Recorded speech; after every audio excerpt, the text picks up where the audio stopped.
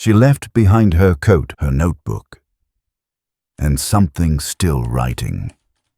They found the car first, wedged crooked beneath a hawthorn branch, nose tipped toward the chalk quarry, headlights still on, one door ajar. It was December 1926, just after midnight, and the frost hadn't yet reached the seat. There were no footprints in the surrounding brush. No handbag, no suitcase, just the soft hum of the engine cooling and the ticking sound of something inside. They say in some places, if a woman forgets her name, she can't come home until someone speaks it aloud. I file stories like that, the ones that drift between fact and silence, the ones with missing pages, but something pressed between them. My name doesn't matter much, but I keep a drawer for what never got shelved. This story never wanted to close. Before we go any further, where are you listening from, and what time is it? Beneath your breath, is it the hour when ink dries, or the one that forgets it ever wrote? This story has waited. For someone. Your distance from the light, and it starts with a typewriter. Still warm, no one sitting at it. If you've ever found something humming after the room goes quiet, you know this kind of stillness, not emptiness, a kind of breath. Held. The Remington sat by the window of her study, angled slightly away as if she had stood up mid-thought. No note, no draft page, but the ribbon had jumped its guide. The metal arms were caught, half raised, like they'd tried to write one more word, then froze. One of the keys still held the echo of warmth. Only one. The letter N. I've always wondered about that. Her house was locked when they came. Not hastily, but ritually. Curtains drawn, fire out, books shelved. The calendar still read December 3rd, but the milk hadn't turned. The teacup was rinsed, and someone had wound the clock on the mantel just that morning. That's what unsettled the constable. The fact that time had continued, but no one had claimed it. They called it a disappearance. But that's not quite what it was. Disappearance suggests rupture. But this was smoother, like a hand brushed away the day and left no wrinkle in the sheet. Even the dog didn't bark that night. Some said she'd been sleepwalking. Others called it a stunt. But listen closely to what isn't said. She'd just learned about her husband's affair. Her mother had passed, and her newest novel was nearly complete. So why leave the page blank? There's something called the silence beneath the ink. It's not a phrase you'll find in newspapers or files, but I've seen it in margins, scribbled beside closed cases. It's the pause that comes before a name disappears. The second the story decides not to be written. After all, I believe that's what she found that night. Not escape, but pause. And maybe that's why the typewriter stayed warm. The car, the coat, the keys, all real. But the stories, they changed with every telling. One woman at a hydropathic hotel claimed to see her at dinner. Another swore she danced in the ballroom under a false name, even signed the register Mrs. Neal. Yes, the mistress's surname. But the ink on that page was too fresh, too smooth. It hadn't absorbed into the paper like the others, like it was added after. Notice what no one says. Not the investigators, not the papers, not the family. No one ever asked why the typewriter still held heat, or how long it had been since it was touched. The car was towed, the house relocked, and the keys placed in an evidence file that was sealed, then lost. The number of that file? 29, no pages inside, just the label and the smell of dry ink. Some cases resist explanation, not because they're complex, but because they're quiet. This one hums under the skin. And if you've ever read a report that didn't make sense, you know the silence that follows. The one you can't shake. The one that waits until night. Would you have opened the study door? If the chair was still warm, and the last letter typed was the first in your name. I keep the ribbon now. From that machine, it smells faintly of smoke and lavender, and sometimes, when the drawer creaks. It sounds like someone typing, but nothing appears. Not anymore. If you've ever returned to a room and found the chair move slightly, you understand how the past keeps shifting. It's not the silence that unnerves you. It's the sense that someone tried to put everything back, but didn't quite remember how it was. They searched her house for 2 days before someone opened the bottom drawer. The ribbon spool was there, not connected, not torn, just curled into itself like a sleeping creature. Still red at the center, but dark at the edge. Ink gone dry.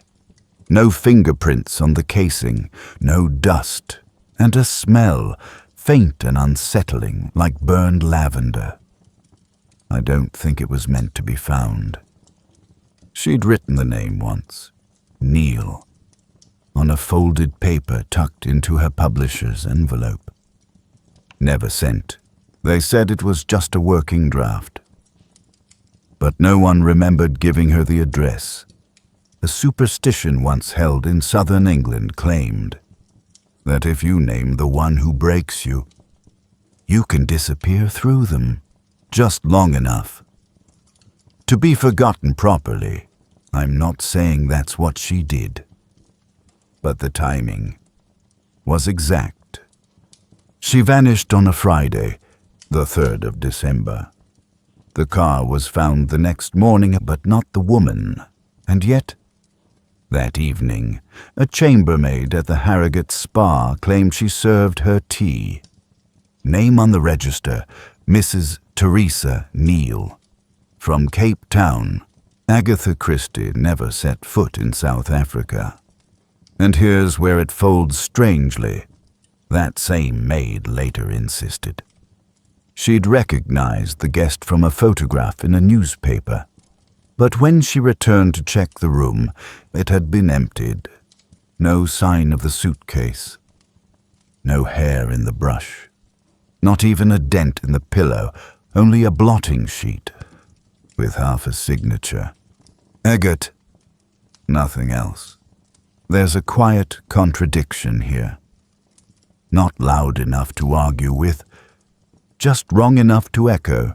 If she was missing, why did she sign in? If she was unaware, why that name? And if she wasn't herself, why write at all?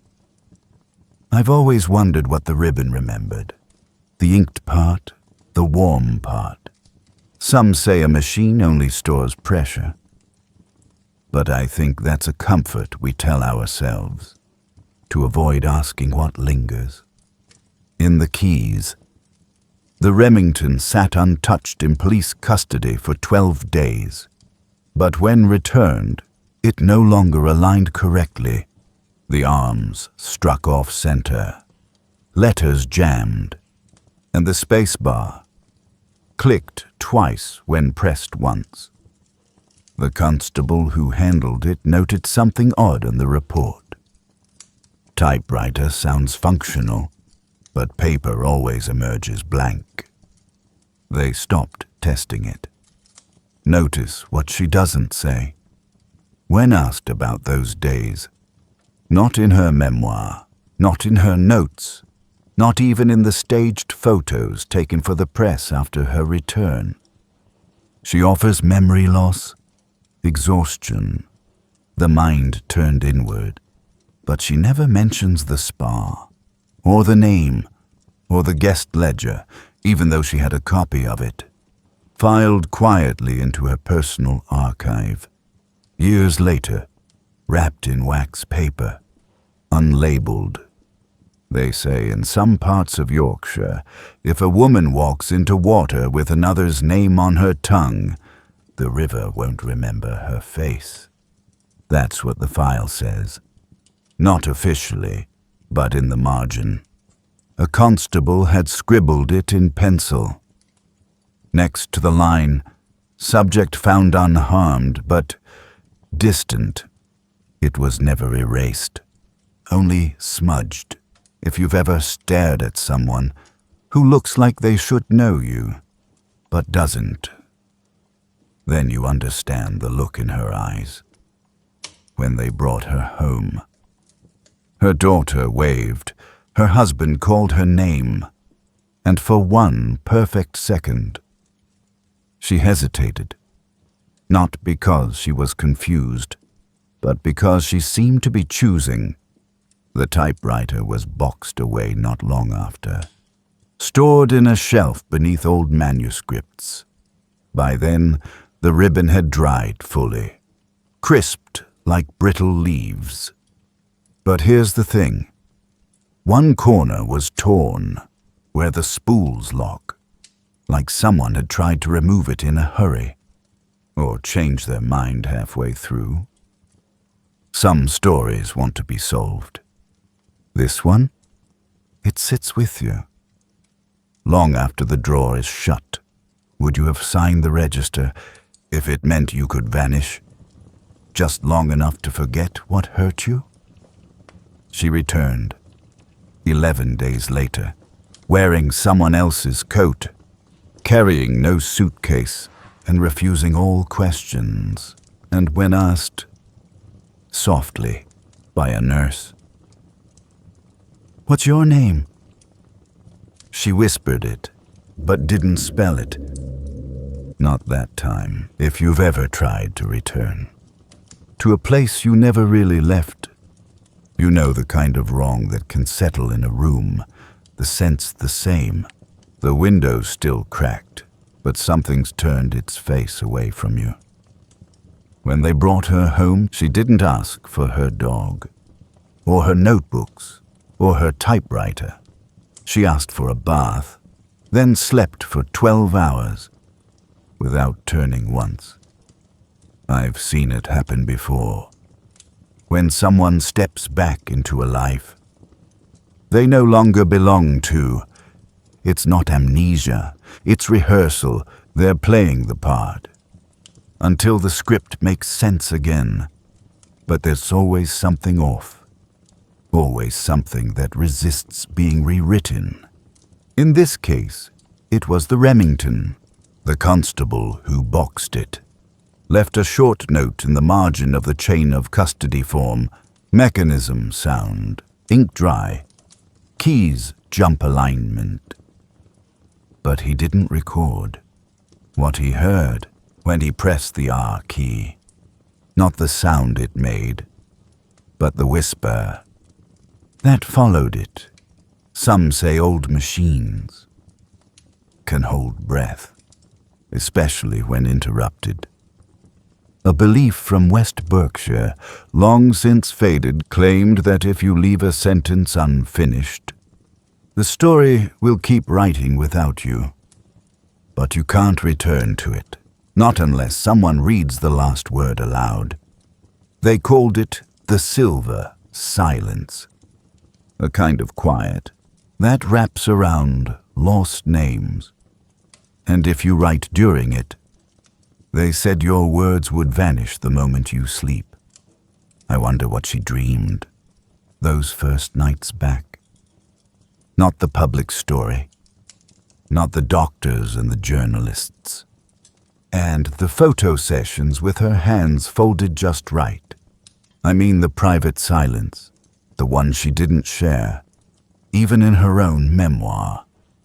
They found a page in her waste bin, 6 days after her return, handwriting matched. Only one sentence.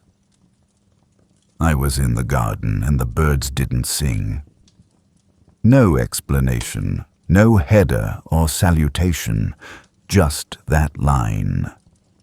And the imprint of another, fainter one beneath it. Did he know I'd gone? They didn't show her either of them, not at the time, but when a reporter asked, years later, if she remembered the garden, she smiled too quickly, and then looked away. Notice what she doesn't say, not just in words, but in posture. In every photograph from that week, her hands are clasped, always, as if she didn't trust her fingers to speak without permission. The Remington never typed again. Not properly. Even after it was cleaned, re-oiled, tuned. It skipped. The arms jumped, the spacing blurred. The ribbon held tight but refused to advance. It still hummed when warmed, but no letter emerged clean. You could hear it breathing almost. Soft metal sighs, like something trapped, just beneath the ink. If you've ever tried to rewrite something, and felt the resistance in the keys, that pressure, that was her every day. There's a theory, not official, not published, but whispered across the years that she staged it, the whole thing, to shame her husband, to vanish just long enough to prove that she could. They cite the car, the clothes, the false name, the quiet re-entry, the refusal to speak, and the hotel employees who swore. She laughed, like a woman with no past, but if you listen closely, there's a hole in that idea. Because when she came back, she didn't write for a month, not even a letter, not even a line in her diary. The woman who had written 70,000 words in 4 weeks, just months before. Couldn't lift a pen. That isn't shame, that's aftermath. Would you have asked her why? If it meant being one more face? She refused to turn toward. Would you have pulled the ribbon from its casing, just to see if it remembered your name? They say some disappearances aren't about being lost. They're about being paused, like the air between sentences, or the silence between a question and the answer you already know. The typewriter still sits in the Christie archive, not on display. It's behind glass, in a drawer, marked unverified artifact. But every few years, the archivists report the same thing. When they open the cabinet, there's a scent. Faint, sharp, like lavender, smoke, and something colder. Something metallic. That shouldn't be warm. If you've ever touched something that no longer responds, you know the ache of something gone quiet. Too soon, her hands never returned to the keys. Not that winter, not ever. She took them off the desk herself, one by one, wrapped each ribbon spool in paper, then placed them in a drawer she never opened again. That's where we found them, years later, Not in an archive, but in a hallway cupboard, behind old gloves and cracked spectacles. 6 ribbons, all dry, 5 whole, 1 frayed, each marked in pencil with the name Ruth, Caroline, Alice, Emily, Margaret, and the last one, half faded, herself. She'd begun writing again, yes, but not the way she had before. No mystery novels, no headlines, only one short story, handwritten. Never published. It was found in her garden chair. After her death, the title, The One Who Stayed Behind. I'm not saying she never healed. That would be unfair. But some echoes don't soften. They just grow quiet. There's an old phrase from Wiltshire used when someone returns, with a different voice than they left with. They called it crossing the white hour. A belief that if you disappear, while the moon is lowest, you return. But part of you stays at the threshold, and in that missing part, the dreams live. Agatha never spoke of the hotel again, or the 11 days, or why she'd signed a name. Not her own. She gave interviews, but only the gentle kind.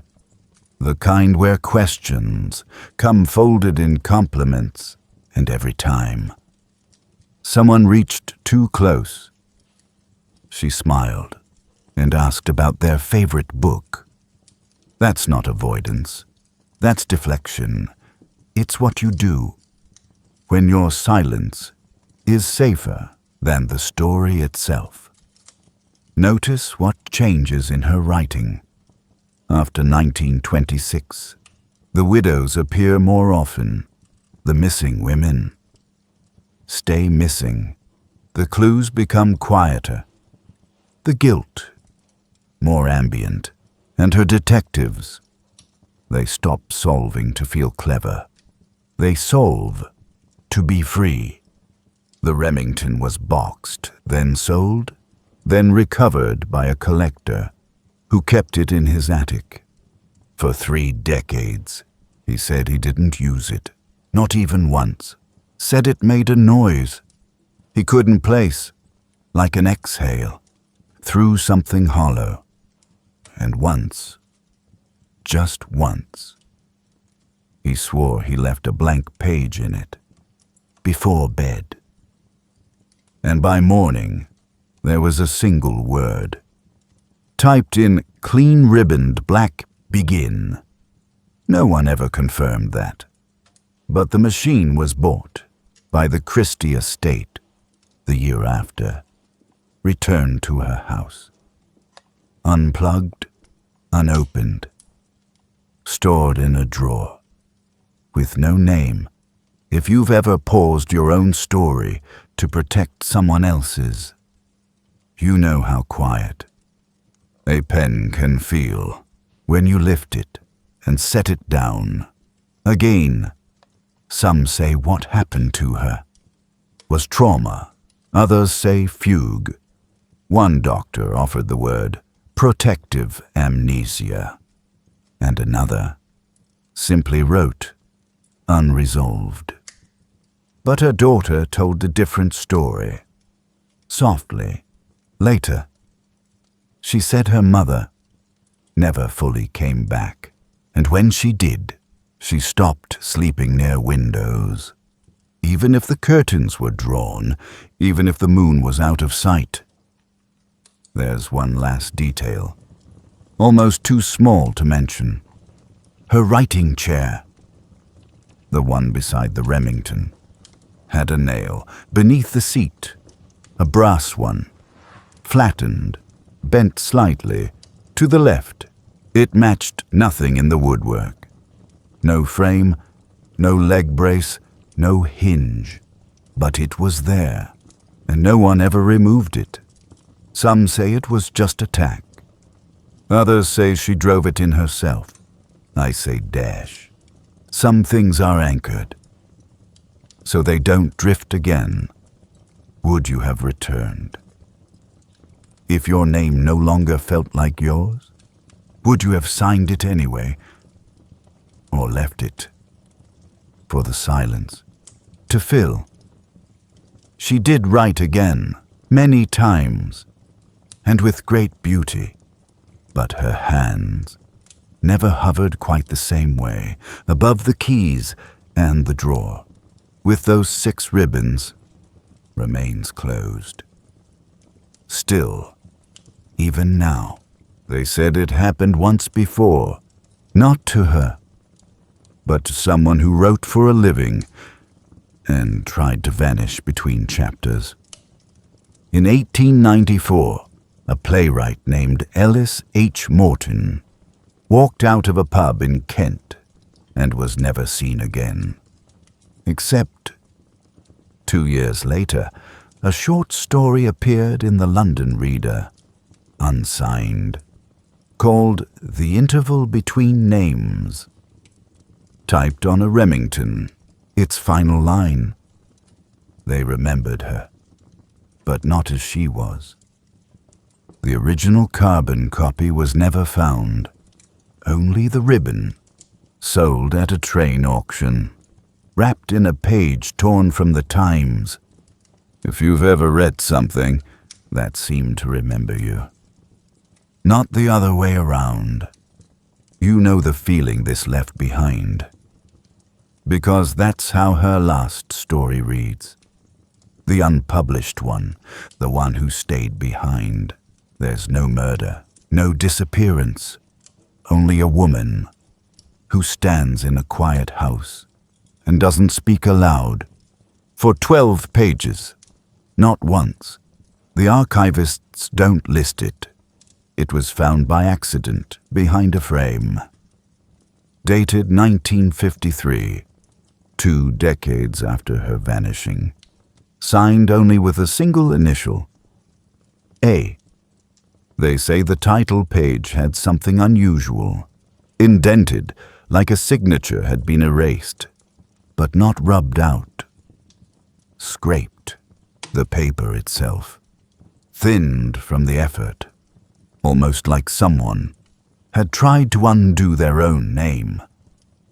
In one corner of the story's manuscript, a faint thumbprint remains, not dusty, not dirty, pressed, like someone leaned in to hold the moment down before it drifted. The story was never published, and yet a copy was mailed to the hotel in Harrogate, where she once stayed as Mrs. Neal. Postmarked from London, no return address. The staff kept it, for reasons no one ever explained. Some say she left it as a breadcrumb, others think it wasn't hers. But here's where the story folds again. The ribbon used to type that story. Was catalogued later by Cambridge. It matches the frayed edge of the one labeled herself, not metaphorically, physically. A torn end, a dye mark, a matching flaw. In the guide holes, a perfect half of the one still hidden in her drawer. That was the moment they stopped calling it coincidence and started calling it residue. There's a belief from Devon, once held among night shift telegraph clerks, if a message comes through, with no sender listed, you are responsible for carrying it to someone else. Even if it doesn't make sense, even if it isn't for you. Especially then, they called it ghost routing, and they took it seriously, even had a ritual for it. 3 knocks on the desk, a pause, and then you file the message under N point for never returned. You'll find that in file number 29, The one from the Christie case, the one that was supposed to be empty. But the final inspector's handwriting is faintly visible under blacked ink, no prints, but one breath mark on the inside of the ribbon drawer. Not the typewriter, the drawer, as if someone leaned in, not to write, but to listen. Notice what's missing from that report. Not the names, they're all there, but the time of return, the moment they say she came back. It's blank, left untyped, even on the original form, as if no one wanted to decide when she stopped being missing, as if she still was. If you've ever had a dream that felt like the wrong person's memory, you understand what happened here. This wasn't about escape, or amnesia, or cleverness. It was about quiet. And what happens when you live too long inside it? Would you have carried the page if it was left unsigned, still warm and smelled faintly of lavender and ash? Would you have known whose voice was on it before reading the first word? They say she lived well after that. Finished books, traveled, loved. Left behind enough for generations. But I still wonder if something else kept writing, even when she didn't.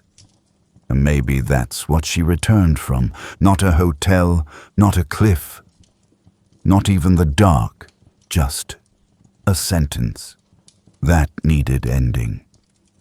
The drawer breathes open, just a little, then settles back. No one presses anything. No key makes contact, yet it exhales. That's how it ends. A machine that hums without writing. A missing letter that still remembers. A name that breathes quietly in the space before it's said. If you've ever held a shape that no longer fits the story it once completed, you know what it felt like for her to sit in that silent room, year after year, with nothing new to write. There's a gentle belief, passed along by archivists. In the University of Cambridge, if an artifact resists closure, you let it rest, under still light overnight, and if the air around it warms your finger, you whisper the first word again. Into its echo, they call it the velvet cradle rite. Not in print, only in margin notes, only in careful fingers. They returned her Remington to storage after her death in 1976, exhibited briefly as part of Murder by the Book, a celebration of 20th century crime fiction, at Cambridge University Library, with her typewriter and other manuscripts on display. But the key remains missing, the N key, the one that first held warmth among the letters, the one that jammed when she tried to type her name. No record of damage, no explanation in the catalogue. Just absence. It is gone. Notice what never returned. Not just the object, but the sound of someone reaching for their own name. In her final interview, a reporter asked if she regretted any story she'd written. She paused, then said, "Some stories aren't written. They continue." She looked softly toward the window, as if waiting for somebody to turn the page inside her. At Cambridge, when the drawer is opened by trusted hands, a faint scent remains, metal and lavender, dust and warmth, a breath. That wasn't hers to release. That's what they reported. In the artifact log, the drawer seems to exhale when it's free again, if you've ever sat with memory, so soft that it almost dissolves. You know, some things aren't forgotten by being erased, but held until someone whispers the first word aloud. She never used that machine again. Or at least, no one ever recorded that she did. Her writing shifted. Colder plots, more absence, less resolution. The final Poirot novel, Curtain, was locked away in a bank vault for nearly 30 years. So it could be published only after her death. She wanted it to belong solely to those she left behind. Will you sleep with the last word unwritten tonight? There's nothing else to do but drift. Close the drawer. Let the light grow low. The breath is gone. For now, you're safe here. Sleep well. I'll listen when the lights go low again.